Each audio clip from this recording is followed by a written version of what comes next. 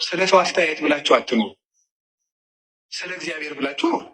ምክር ከሆነ ተቀበላችሁ። በነፃነት ያለምንም ጠያቂ ይንቀሳቀሳሉ።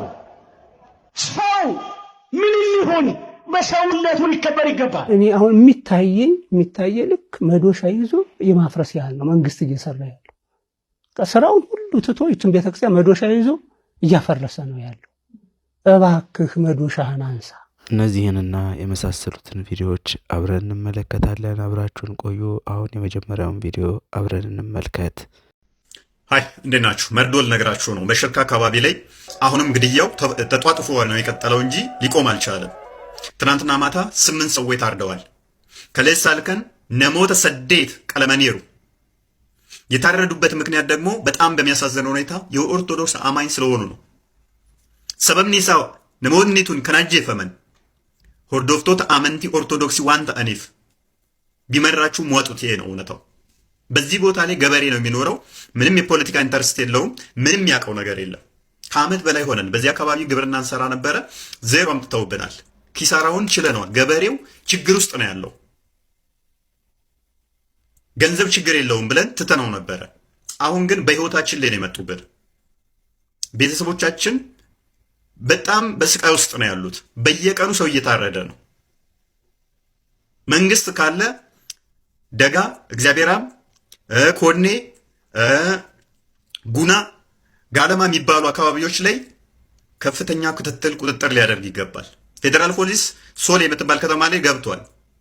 ዳሩን ግን በጣም በየቀኑ ሰቆቃ ነው እየተሰማለው። ቤታቸውን እያቃጠሉት ዛሬ ጠዋት ድረስ ሲነድ ነበር። ከአንድ ቤተሰብ ውስጥ 7 ሰው ይታረዳል። ከአንድ ቤተሰብ ውስጥ 11 ሰው ይተገደላል።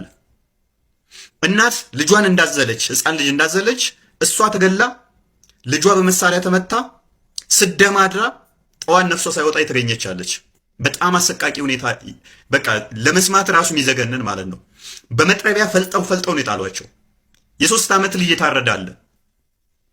የ70-80 ዓመት አዛውንት የታረዳለ። በዚህ አሰቃቂ ሁኔታ ነው እየተፈጸመ ያለው። ትኩረት ለሽርካ እና በአካባቢዋ። አመሰግናለሁ። እንዴት አመሻችሁ ብንባልኛ እግዚአብሔር ይመስገን እንላለን። የአርሲ ኦርቶዶክሳውያን እንዴት አምሽተው ይሁን። ሲጨልም ሲመሽ እንደሚጨንቃቸው ታውቃላችሁ። ቤታቸው እንኳን አይሩም እኮ በዱር በገደሉ ነው ያሉት።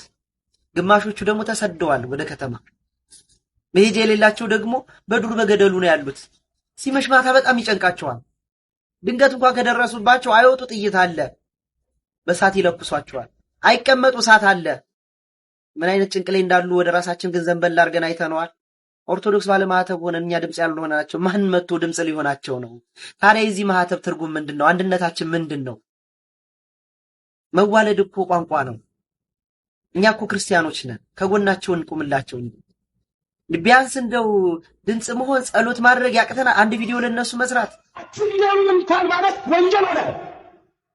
ገዳዮቹ በነፃነት ያለምንም ጠያቂ ይንቀሳቀሳሉ። ሰው ምን ይሁን በሰውነቱ ሊከበር ይገባል። ምንም ቋንቋ ይናገር፣ ጾታ ምን ይሁን፣ ምንም ሃይማኖት ይሁን በሰውነቱ መከበር አለበት። ሰው እኮ ክቡር የእግዚአብሔር ፍጡር እኮ ነው። ነገር ግን ዛሬ አንዳንድ ሰዎች ከአራዊት ከፍተው በጠራራ ፀሐይ ንጹሐን ኢትዮጵያውያንን በተለይም የኢትዮጵያ ኦርቶዶክሳዊት ተዋሕዶ ልጆችን ማተባቸውን እያዩ መስቀላቸውን እያዩ አንተው እየጣሏቸው ያሉት እዚህ ዘመን ደስ ነው። ዛሬ ማስጨናቂዎቻችን ብዙ ናቸው። ጠላቶቻችን ብዙዎች ናቸው።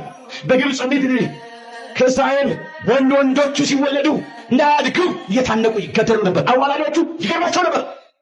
ሊቀ ነቢያት ሙሴ ሞት በታወጀበት ምድር ላይ ነው እኮ እግዚአብሔር በድንቅ ስራው ጠብቆ ብዙ ጃደን የፈሰው። ዛሬ ሞት ያወርዱብናል። ይሄ ክልል ያልጠፋው ሌሎች ሞታችንን እግዚአብሔር መልአኩ ልኮ ለሞት ይቀይራል። ዛሬ የማል ስናከብር እነሱ ነፃ እንዳወጡ እኛም ነፃ እንወጣለን። እንዳለቀስን አንቀርም። ደማችን እንደፈሰሰ አንቀርም። ክርስቲያኖች በቁማቸው እንደ በግ እንደታረዱ አይቀርም። አብያተ ክርስቲያናት እንደጋጠሩ አንቀርም። ለሀገር ለወገን የሚጸልዩ መነኮሳት በገዳም ሲታረዱ አይተን በአርሲ ምድር ስለ ስሙ የተሰዉ የቅዱሳን ወንድሞቻችንና እህቶቻችን የቤተ ክርስቲያን አክሊሎች ናቸው። እየታረድን ነው። ሰማይን የሚያንኳኳ የክርስቶስን ደጅ የሚጠራ የእምነት ድምፅ ነው። ቤተ ክርስቲያን በደምና በመከራ የታነጸች መሆኗን ብናውቅም እንደ ሰው ግን የወንድሞቻችን ሕመም ያመናል። ይሁንና ክርስቲያን ሲታረድ አይጠፋም፣ ይበቅላል እንጂ ይበዛል እንጂ። ለተገደሉ ቤተሰቦች፣ ልጆቻቸውን ላጡ እናቶችና አባቶች እግዚአብሔር አምላክ መንፈስ ቅዱስ መጽናናቱን እንዲልክላቸው እንጸልያለን። መከራው ቢበረታም ልባችሁ አይታወክ እንዳለን ጌታችን መድኃኒታችን ኢየሱስ ክርስቶስ ዛሬም ቤተ ክርስቲያን በክርስቶስ ደም ትጸናለች። እኛም በጸሎትና በድምፅ ከጎናቸው እንቁም፣ ለክርስቶስ እንንገረው። በዚህ መከራ በዚህ ስቃይ ውስጥ ላለፉ ወንድሞቻችን እግዚአብሔር መጽናናቱን ይስጥልን፣ ጽናቱንም ለሁላችን ይስጠን። እናንተም የተሰማችሁን ሐሳብና የጸሎት ቃል በኮሜንት አስፍሩ። ፍትህ ፍትህ፣ ለፍትህ ድምፅ እንሆን።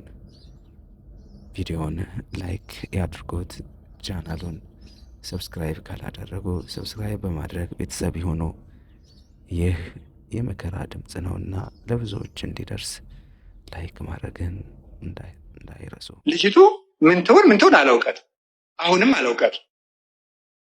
የሚገባ ነገር የምትናገሩት ይሁን የማይገባ ነገር የምትናገሩት ይሁን፣ ትናንት ነው ከዛ ከስልጠና ስንወጣ አንድ ወንድማችን ነው እንዲህ ብሎ ሞተች እኮ ብሎ ይነገረኝ።